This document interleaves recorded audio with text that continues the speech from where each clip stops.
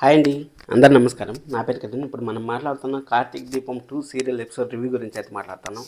వాహ్ వా వాహ్ వా వాహ్ వా ఈరోజు ఎపిసోడ్ మాత్రం నెక్స్ట్ లెవెల్లో ఉంది. కాల్ చేసింది అంటా ఉండవు, ఏంద్ర నెక్స్ట్ లెవెల్లో ఉంది, పిచ్చి ఏమైనా పట్టింది అనుకుంటా ఉంటారు. నిజంగానే కార్తీక్ దీపం 2 చూస్తే మాత్రం ఖచ్చితంగా పిచ్చి కాదు కదా, ఇంక రోడ్లు పట్టుకొని తిరగచ్చు, ఆ విధంగా ఉంటుంది సీరియల్ అయితే మాత్రం ఖచ్చితంగా.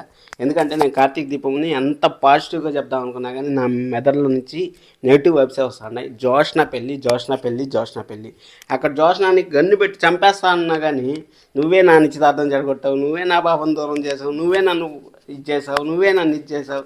సుమిత్ర గారు, మీకు అసలు ఓవర్ యాక్షన్ సెట్ అవ్వలేదండి. నిజం చెప్తాను, మీకు సింపతి క్యారెక్టర్లు బాగుంటాయి కానీ దీప్ పైన అర్చేది గలాట్ చేసేది బాగాలేదు. దశరథ్ గారిని మంచోళ్ళని ఎందుకు దీప కాల్చావు? ఊరికే ఆ ముసలాయన ఉన్నాడు కదా, ఆయన కాల్చేసింటే పేట వదిలిపోయింది. ఆడికి టెన్షనే లేదు. నిన్ను ఊరు వచ్చి అడిగింటారు, ఆ జోష్నాకి ఆస్తి వచ్చేది కాదు. ఎందుకంటే వారసురాళ్ళని రాస్తే నీకే వచ్చిండేది. ఖచ్చితంగా బాగుంటుంది దీప. నువ్వు అనవసరంగా దశరథ్ గారి పాపం మంచి వాళ్ళని చంపేశావు.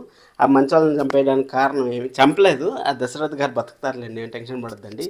ఇక్కడ మన దాస్ గారికి నిజం తెలిసిన తర్వాత మన దాస్ గారు, అయ్యో అన్నయ్య మీకు ఈ విధంగా జరిగిందా, మీకు ఒక నిజం చెప్పాలి, అన్నయ్య ఎప్పుడు లేస్తాడు, నేను నిజం చెప్పాలనేసి ఒక 4 నెలల్లో జరిగిపోతుంది. ఎందుకంటే మనకు సిమిలర్గా జరిగేది ఇదే కదా. ఒకసారి కార్తీక్ బాబుని హాస్పిటల్లో పడుకోబెట్టారు, ఒకసారి సౌర్యాన్ని హాస్పిటల్లో పడుకోబెట్టారు, ఒకసారి వీళ్ళని వాళ్ళ పేరు మర్చిపోయినా వాళ్ళని దశరథ్ గారు వాళ్ళ తమ్ముడిని హాస్పిటల్లో పట్టుకొని ఇప్పుడు దశరథ్ గారిని పట్టుకొని లాస్ట్కి దీపాన్ని అయితే జైల్లో పెడతా ఉంటారు. జైల్లో పెడతారని నీకు ఎలా తెలుసురా అనేసి అంట. అక్కడ పారిజాతం గారు అయితే ఆల్రెడీ పోలీసులు ఫోన్ చేశారు కదా, పోలీసులు ఆన్ ద వే అంట. ఆన్ ద వేలో రేపు దీపాన్ని అయితే అరెస్ట్ చేస్తారు.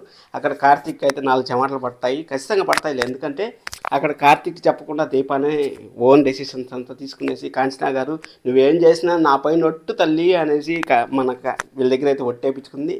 అక్కడ అత్తగారు మాట పోకూడదు అనేసి కార్తీక్ ఆడ ఆఫీస్లో ఉన్నా కానీ హోటల్లో ఉన్నా కానీ చెప్పకుండా పోయి ఇంటికి పోయి అత్తగారు ఇంత పొడుగు జరిగిందంట అనేసి మనకు దీపా చెప్పడం. అబ్బాబ్బాబ్బా, ఈ డైరెక్టర్ గారు శతకోటి దండనాలండి, మీకు వందనాలు.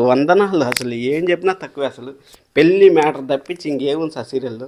జోష్న పెళ్ళి తప్పించి ఇంకేముంది అక్కడ? ఒకే ఒక పాయింట్ ఏమంటే దీపాకి ప్లస్గా ఉండేది, దీప ఆ ఇంటి వారసురాలనేసి మేము ఈ సీరియల్ చూస్తూ ఉన్నాం కాబట్టి, మేము బకరాలు కాబట్టి, మీరు తీస్తూ ఉంటారు కాబట్టి, మేము చూడాలి కాబట్టి, తప్పదు కాబట్టి ఇంకా అది జరుగుతుంది.